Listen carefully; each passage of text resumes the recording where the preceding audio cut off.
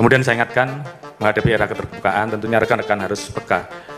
Bagaimana rekan-rekan harus mampu melaksanakan komunikasi publik dengan baik. Peka terhadap situasi, peka terhadap apa yang diharapkan oleh masyarakat, dan kemudian kita bisa melakukan langkah yang tepat. Karena kalau kita berpikir dengan cara kita sendiri, maka hasilnya bukan semakin baik, tapi semakin hancur.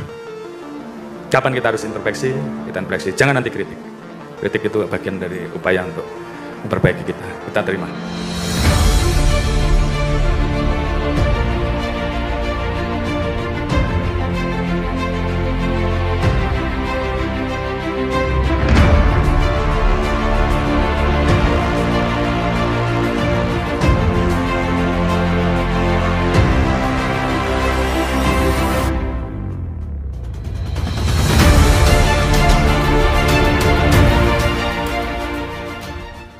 Baik Pak, untuk selanjutnya, nah, ini sebenarnya saya agak rada kurang begitu paham Pak masalah tulisan Bapak yang berhubungan dengan kepolisian Pak, agak kurang paham.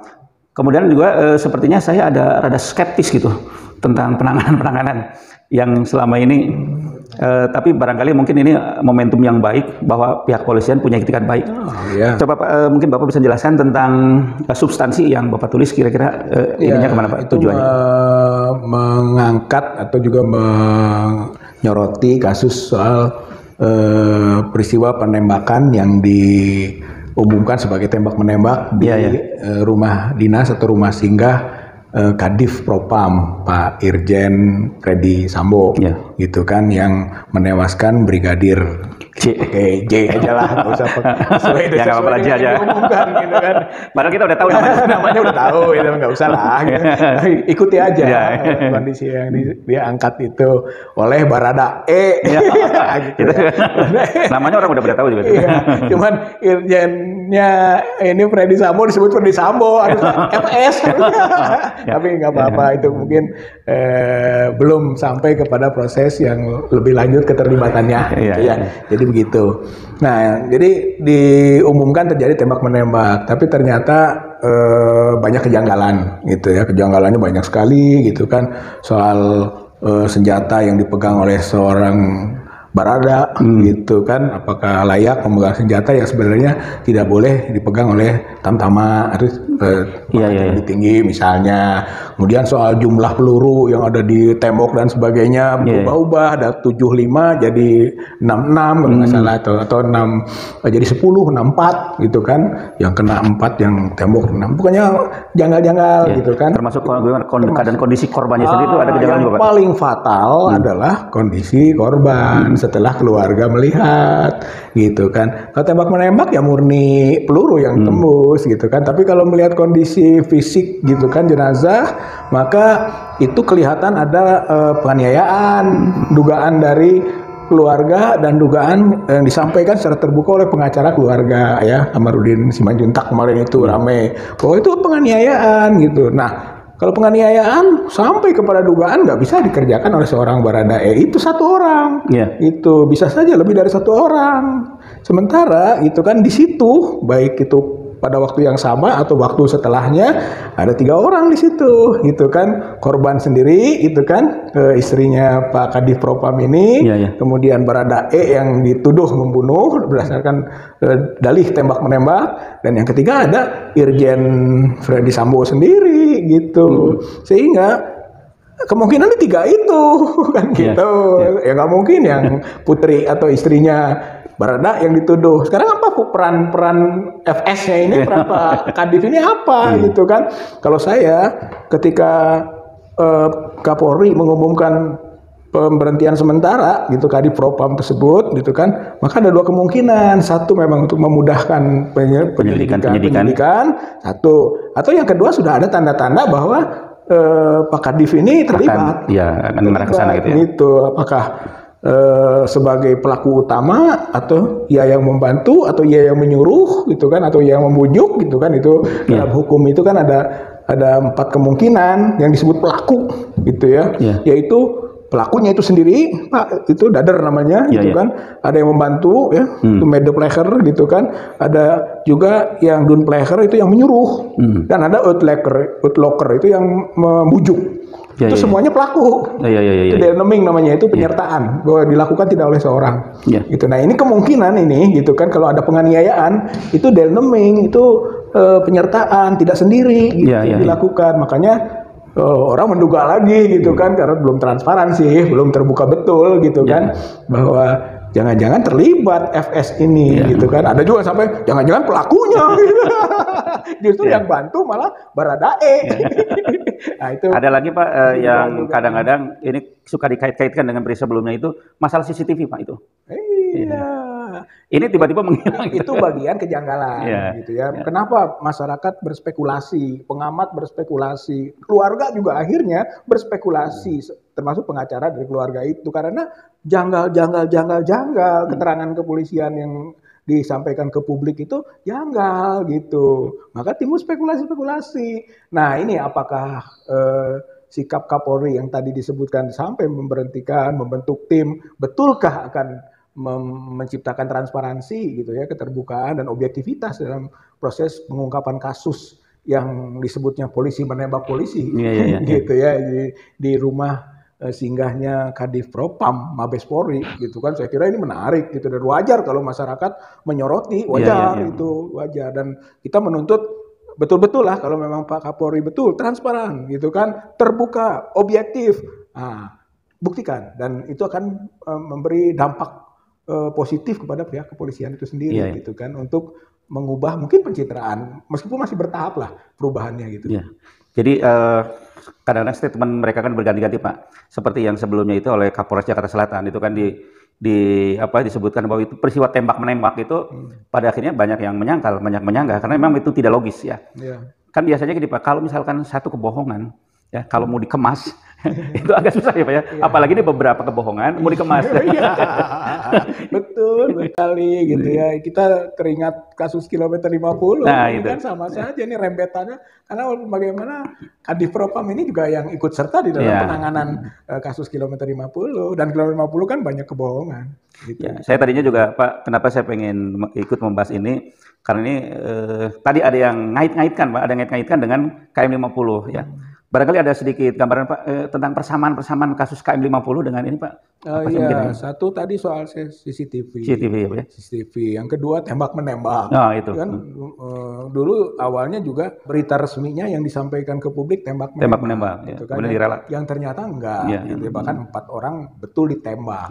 Ya walaupun nanti alasan ditembaknya membela diri, itu mah alasan yang disebut alasan pemaaf yang dicari, akhirnya lepas dari tuntutan hukum, kan gitu, yang dua tersangka itu. Jadi membunuh sih membunuh katanya benar, gitu kan, tapi gitu kan membunuh karena terpaksa, itu anunya lah.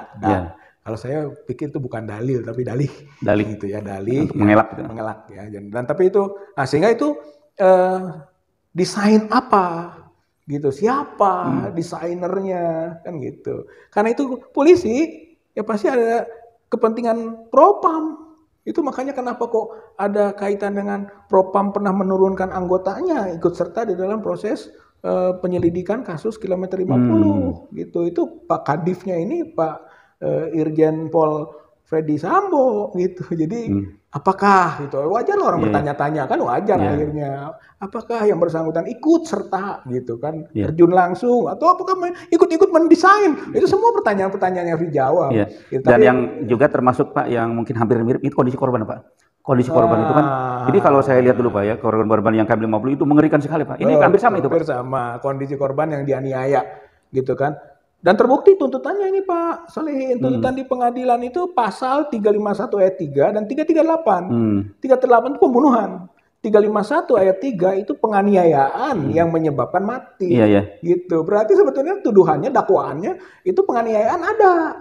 Tapi kenapa waktu proses sampai ke tingkat vonis nggak nyinggung soal penganiayaan gitu? Padahal dakwaannya ada penganiayaan yang menyebabkan mati gitu. Seolah-olah kan diakui itu terjadinya penganiayaan. Itu yang sama betul. Sekarang kasus korban ini Brigadir J itu juga kondisinya fisiknya seperti teraniaya gitu kan, dianiaya sehingga Mungkin kalau mau ditarik ya sama Pak, 338, 351 ayat 3 pembunuhan dan penganiayaan yang menyebabkan kematian.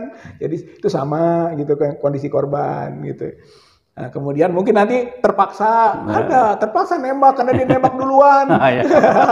Kalau di kilometer 50 kan? Itu kan terpaksa karena mau merebut senjata. Betul. Itu kan modusnya sama. Modusnya hampir sama gitu Pak. Pak, kalau melihat dari ya kejadian KM 50 sama ini tuh memang pola memang kepolisian itu dalam menghilangkan istilahnya mah yang jadi sasaran itu seperti itu, atau ini karena accident Pak Ibu? Ini nggak tahu ya. Apa itu ini pola? Sepertinya rapih banget Pak. Ya, dalam mengemasnya rapih banget itu. Kalau satu kasus accident kan itu satu peristiwa yang khusus. Tapi kalau beberapa satu kasus atau dua atau tiga kasus ya jadi model, gitu kan, jadi pola, pattern gitu. Kalau sudah jadi pola, ya itu tadi masyarakat akhirnya mencurigai. Nah itu yang nggak bagus gitu menurut saya dalam kaitan dengan ini. Itu tadi akhirnya terbentuk citra. Citranya jadi negatif. Nah, negatif betul. Untuk itu perlu ada pembersihan citra. Itu apakah kasus ini bisa gitu. Makanya kita sedang menunggu ini gitu kan. Sikap Pak Kapolri yang bagus itu gitu ya, yang mengatakan hayu transparan, hayu objektif, hayu terbuka gitu kan. Nih timnya juga ada unsur ini, banyak unsurnya gitu kan. Nah, kita lihat ini gitu kan, apakah memang konsisten gitu kan, konsekuen atau juga pola lagi. Kalau dulu juga sama, presiden perintahkan kan, kuak dengan benar gitu kan, serius, turunkan Komnas HAM. Komnas HAM tadinya semangat sekali, jadi belum Komnas HAM yang di kilometer 50 juga akhirnya nggak ada gunanya pakai Komnas HAM kan gitu, istilahnya seperti itu gitu. Kalau ini juga tidak objektif dan tidak transparan, tidak terbuka, ya jadi pola. Seperti yang ditanyakan. Sebenarnya kan taruhan ya Pak, ini taruhan kepada citra kepolisian Pak.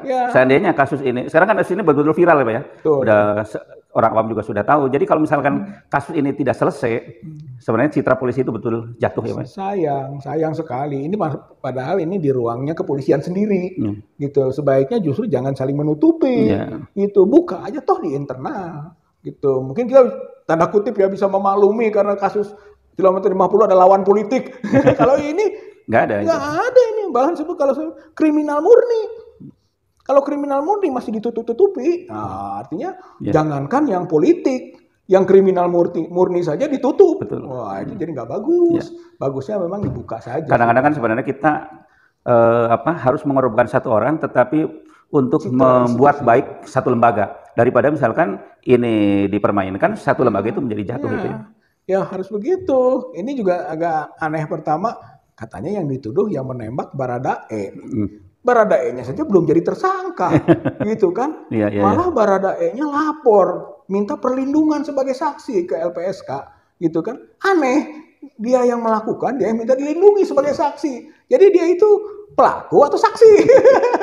Sama dengan ibunya kan, ibunya juga istrinya minta perlindungan sebagai saksi. Ini juga Baradae-nya minta perlindungan sebagai saksi. Berarti siapa pelakunya?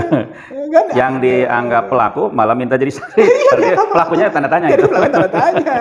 Itu kan wajar kalau kita memandang seperti itu ya Pak Salim. Kalau menurut pengamatan Bapak kira-kira arahnya kemana Pak? Mau serius atau main-main? Kalau melihat dari proses akhir dari masa rezim ini ya seharusnya serius. Iya betul. Gitu ya. Tapi jadi kembali tadi Pak, supaya husnul khotimah Pak. Supaya husnul khotimah gitu, itu harapan kita semua itu gitu kan. Tapi kalau orang sudah merasa udah kagok lah, gitu, tanggung lah gitu kan. Misalnya sudah kagok berbohong. Udah kagok berbohong. Sekalian aja gitu kan. Berbuat ke orang nggak percaya, berbuat baik ya udah bohong sekalian, nggak bagus lah. Jangan begitulah gitu kan. Itu menyangkut faktor moral dan etika, gitu, moral etika. Baik sahabat sekalian, sebenarnya memang ini kasus di kepolisian ini ya kita sendiri karena orang awam itu kurang paham ya. Tetapi karena ini juga bersangkut dengan penganiayaan, pendoliman, jadi kita juga harus peduli dan mudah-mudahan dengan adanya kasus ini akan menjadi tolok ukur ya sejauh mana kepolisian itu serius ya untuk menangani kasus ini.